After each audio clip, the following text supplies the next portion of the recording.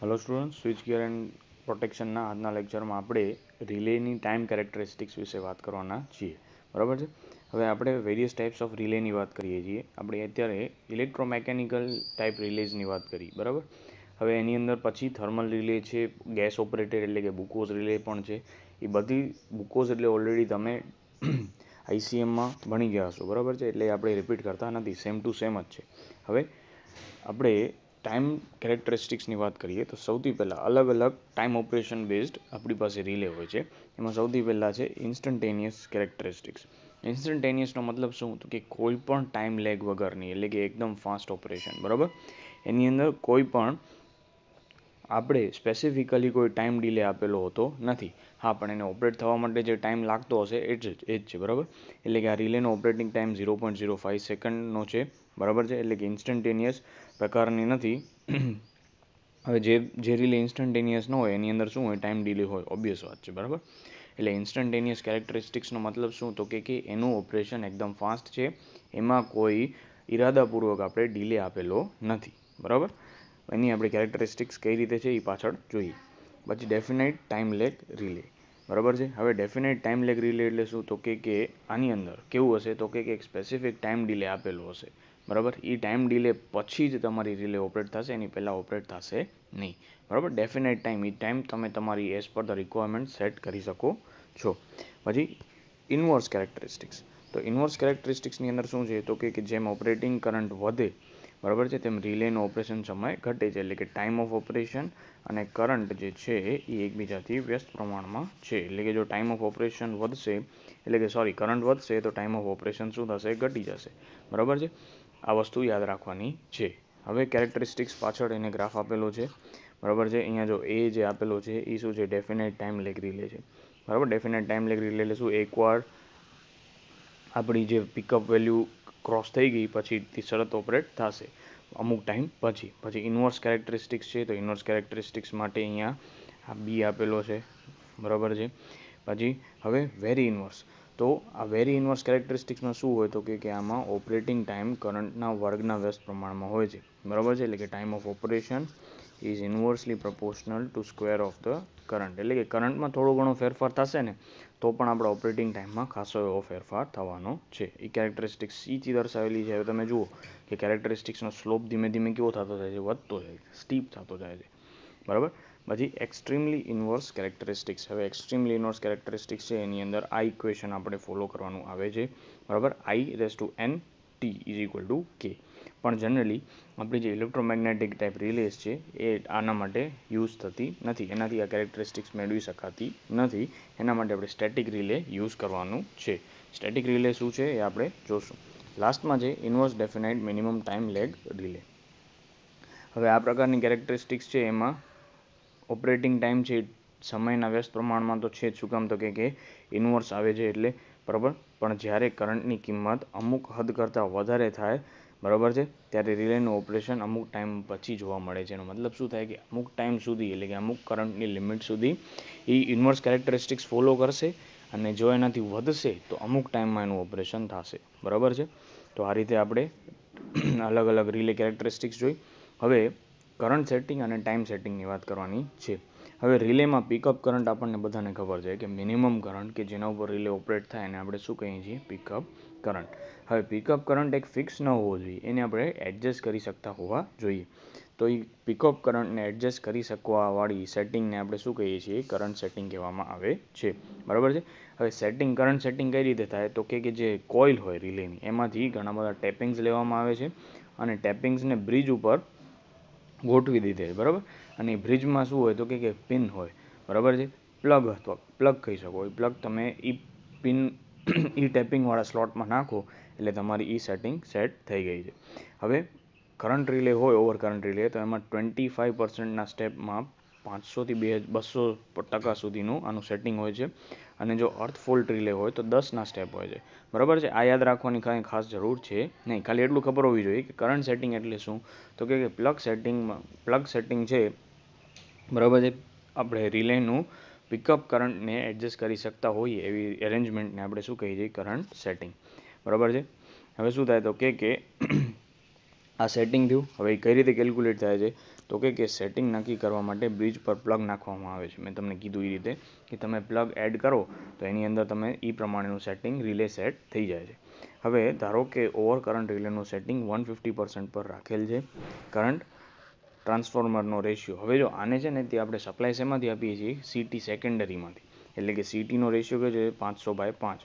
હવે સીટીનો rated secondary current 5 ampere છે અને 150નું ટેપિંગ છે, બરાબર. તો હવે પિકઅપ કરંટ કેટલો હશે તો કે રિલેનો સેકન્ડરી સાઈડ, રિલેમાં ફીડ કયો થાય છે તો કે સીટીની સેકન્ડરી સાઈડ, એટલે કે 5 એમ્પિયરનો, અને સેટિંગ કેટલું છે 150. તો કેટલો કરંટ હશે 7.5 એમ્પિયર જેટલો કરંટ હશે. તો રિલેની ડિસ્ક છે એ ઓપરેટ થઈ જશે, બરાબર. તો આ હતું આપણું કરંટ સેટિંગ. હવે કરંટ સેટિંગ સાથે સાથે હવે પ્લગ સેટિંગ મલ્ટીપ્લાયર આપણે આગળ ઓલરેડી જોઈ ગયા છીએ. પ્લગ સેટિંગ મલ્ટીપ્લાયર એટલે શું તો કે રિલેની કોઇલનો ફોલ્ટ કરંટ, બરાબર, ભાગ્યા પિકઅપ કરંટ, બરાબર છે. હવે રિલેની કોઇલનો ફોલ્ટ કરંટ તો આપણને મળી જશે, પણ પિકઅપ કરંટ કઈ રીતે મળે તો કે સીટીના સેકન્ડરીનો રેટ, હમણાં આપણે જોયું કે સીટી છે એ 500/5નો હતો. તો રેટેડ સેકન્ડરી કરંટ કેટલો 5 એમ્પિયર હતો, અને કરંટ સેટિંગ કેટલું હતું 150 હતું, બરાબર છે. અહીંયા પણ એને એક્ઝામ્પલ આપેલું છે. તો આ ફોર્મ્યુલા આપણને યાદ હોવી જોઈએ કે પ્લગ સેટિંગ મલ્ટીપ્લાયર શું છે, બરાબર. હવે આગળ, તો ધારો કે પ્લગ સેટિંગ 150 છે, બરાબર, સીટી રેશિયો 500/5 છે, ફોલ્ટ કરંટ કેટલો છે 3750 એમ્પિયર. તો રિલેનો ફોલ્ટ કરંટ કેટલો થાય તો કે રિલેનો ફોલ્ટ કરંટ એટલે કે પહેલાં આપણને આ ફાઇન્ડ કરવું છે. તો રિલે છે એ ક્યાં હશે, રિલેને કયો કરંટ ફીડ થશે તો કે સીટીના સેકન્ડરીનો. તો આ ટોટલ તો આટલો છે, એને આપણે ટ્રાન્સફોર્મેશન રેશિયોથી ઘટી જશે, સીટી ઘટાડી દેશે. તો રિલેમાં 37.5 એમ્પિયર જ આવે છે. હવે પિકઅપ કરંટની વાત કરીએ તો શું થાય પિકઅપ કરંટ, તો સીટીના સેકન્ડરીનો રેટેડ કરંટ અહીંયા કેટલો છે 5 એમ્પિયર છે, એટલે કે 5 ઇન્ટુ કરંટ સેટિંગ કેટલી છે 150% છે, બરાબર. તો 150/100. ઓકે, તો આ રીતે થઈ ગયું. તો આ થઈ ગયું. આ બેનો તમે શું લઈ લેશો, રેશિયો લઈ લેશો તો તમને શું મળી જાય છે, પ્લગ સેટિંગ મલ્ટીપ્લાયર મળી જાય છે. ઓકે, આ પીએસએમ થઈ ગયું.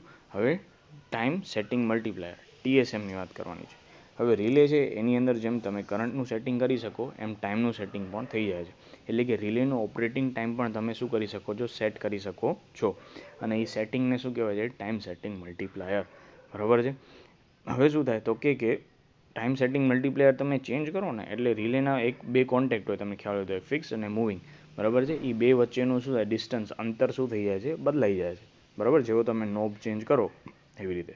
હવે તમને ધારો કે કર્વ આપણે હમણાં જોઈએ કે ટીએસએમ અને પીએસએમ કર્વ, એટલે કે તમે આલેખ દોરો છો તો એના ઉપરથી તમને ટાઈમ મળી જશે, ઓપરેટિંગ ટાઈમ. તો એના ઉપરથી આપણે ટીએસએમ કઈ રીતે કેલ્ક્યુલેટ કરવાનું તો કે અહીંયા ધારો કે પીએસએમ કર્વ પરથી મેળવેલ સમય કેટલો છે 4 સેકન્ડ છે, અને ટાઈમ સેટિંગ મલ્ટીપ્લાયર કેટલો છે 0.2 પર સેટ કરેલો છે. તો રિલેનો ઓપરેટિંગ ટાઈમ કેટલો થાય 4 × 0.2 = 0.8 સેકન્ડ. એનો મતલબ શું થયો કે તમને જે રિલે ઉપરથી ટાઈમ મળે છે એ અને ટીએસએમ આપેલો હોય ને ઓપરેટિંગ ટાઈમ પૂછે તો આ બેનો શું કરવાનો છે, ગુણાકાર કરવાનો છે, બરાબર છે. એ હમણાં આપણે સમજોશું, એમાં તમને ખ્યાલ આવી જશે. હવે ટાઈમ પીએસએમ કર્વ, હવે આ છે એ સ્પેસિફિક રિલે માટે બનાવી શકો છો. દરેક રિલે માટે એકનો પીએસએમ ટીએસએમ કર્વ સ્પેસિફિક અલગ હોય છે, બરાબર, યુનિક હોય છે. હવે શું થાય તો કે વાય અક્ષ ઉપર રિલેને ઓપરેટ થવા માટે લાગતો સમય અને એક્સ અક્ષ ઉપર પ્લગ સેટિંગ મલ્ટીપ્લાયર રાખવામાં આવે છે, બરાબર છે. હવે શું થાય તો કે કેરેક્ટરિસ્ટિક્સ કેવી છે, ઇન્વર્સ પ્રકારની છે. એટલે કે કરંટ વધે તો રિલેનો ઓપરેટિંગ ટાઈમ શું થાય છે, ઘટે છે. એ આપણને પહેલાંથી જ ખબર છે, ઇન્વર્સ કેરેક્ટરિસ્ટિક્સ છે, બરાબર. અમુક હદ કરતાં કરંટ વધે ત્યારબાદ રિલેનું ઓપરેશનનો સમય કેવો થઈ જાય, અચળ થઈ જાય છે, બરાબર. એટલે કે અમુક હદ કરતાં જો કરંટની વેલ્યુ વધી ગઈ તો પછી એ ઓપરેટ એના સ્પેસિફિક ટાઈમમાં જ થશે, બરાબર. હવે જો અહીંયા તમને એનો ગ્રાફ આપેલો છે, બરાબર. ઇન્વર્સ કેરેક્ટરિસ્ટિક્સ છે, અહીંયા time of operation in second છે, અને અહીંયા છે એ શું છે, પીએસએમ છે. ઓકે, તો આ એનો કેરેક્ટરિસ્ટિક્સ છે. હવે આ એક એક્ઝામ્પલ આપેલું છે. હવે અહીંયા આગળ જે તમને આપેલું છે એ કાંઈ નથી કે કઈ રીતે રિલેનો ઓપરેટિંગ સમયની ગણતરી કરવામાં આવે છે, એ આપણે ન્યુમેરિકલ જોઈએ એમાંથી ખબર પડી જશે. હવે અહીંયા ધ્યાનથી જુઓ તો એક ઓવર કરંટ રિલે છે કે જેનું સેટિંગ 150 છે અને ટાઈમ સેટિંગ મલ્ટીપ્લાયર 0.7 છે. રિલેને 500/5 રેશિયોવાળો કરંટ ટ્રાન્સફોર્મર વડે સપ્લાય કરવામાં આવે છે. એટલે કે રિલેમાં કેટલો કરંટ જશે? તો કે 5 એમ્પિયરનો જ કરંટ અત્યારે જાય છે.